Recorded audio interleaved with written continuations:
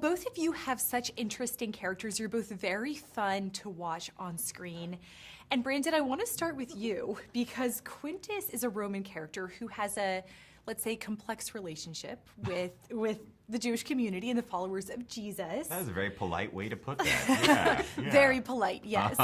Talk a little bit about how this dynamic continues to evolve in season 4 of The Chosen. Well, as you know, in seasons 1 through 3, my character Quintus, who's a Roman magistrate, it sort of looks at this Jesus guy and his accumulation of followers as kind of an amusement or a distraction for the people.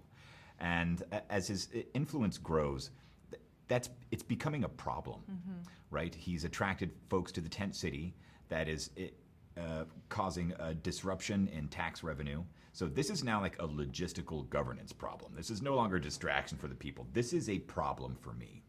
And what we're starting to see in season 4 now is that Jesus has made enemies in the Jewish community, and he's made enemies among the Romans. And sooner or later, they will do the unthinkable and start to ally with one another. That's how dangerous they think Jesus is. So in season 4, we're getting to a boiling point. You know, Jesus has made these enemies, and it's something's got to give sooner or later. Yeah. Yeah.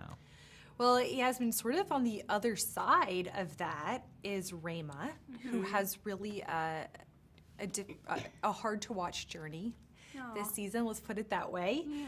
Share how her personal faith journey is really explored and challenged in this season. The way I see Rama is I just feel like she follows her gut. So whatever she feels it's not even a question of right or wrong. It's just more so like this is where I should go, and so she just goes there, figures it out whenever she on the path as she gets there. And so it's so beautiful to watch her share that with Thomas, because obviously she has a lot of interaction with him, and of course the way he's going about the whole experience is very different than the gusto that she has with the experience. And I think her journey with mainly her dad, I feel like, is the difficult thing that she was struggling with. So if there was anything that felt kind of teetering in a way, it would be that relationship. But I feel like she really did always feel so strongly about the path that she chose to follow Jesus. And that's why you see that decision that she makes between Jesus, her dad, which is not an easy decision, I would imagine. So yeah. How can her character help us understand and empathize the female followers of Jesus? Because throughout Scripture, Jesus really honors women, but that's not always something that historically we've been taught. How can Rama help us understand this better? Well, it's the storytelling of it all. It's how Dallas and Tyler and Ryan have chosen to portray women, which I know I've talked about it, so it's not just me. I've talked about it with the other female cast members and also the guys. They love seeing, everyone I feel equally loves seeing how women are portrayed in The Chosen, because we have a voice, we're seen, we're heard, especially during that time. The way women were viewed is not the way Jesus viewed them, which is why I feel like they have such a place to belong with this cool dude. Yeah, absolutely.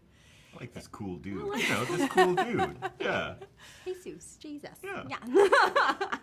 How can Quintus help us understand the social and political climate of the time? Because Quintus, he's such an interesting person to watch on screen. Like I said, he almost brings like a dark comedy to the story.